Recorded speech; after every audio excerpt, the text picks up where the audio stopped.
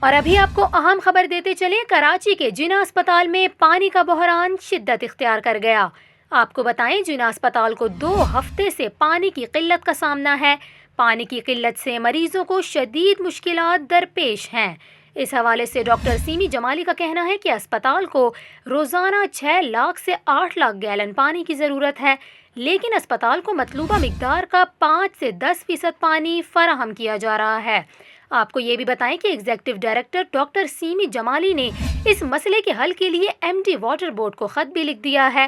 انہوں نے مطالبہ کیا کہ ایم ڈی واٹر بورڈ جناح اسپتال میں مطلوبہ مقدار میں پانی کی فراہمی کو یقینی بنائیں۔ ڈاکٹر سیمی جمالی نے مزید بتایا کہ واٹر بورڈ کی لائن میں پریشر نہ ہونے کے برابر ہے۔ پانی کی عدم فراہمی کی بروقت شکایت بھی کر دی تھی۔ یہاں پر آپ کو یہ بھی بتائیں کہ ایم ڈی واٹر بورڈ کو لکھے گئے خط کی کاپی رجسٹرار سپریم کورٹ اور دیگر حکام کو بھی بھیج دی گئی ہے۔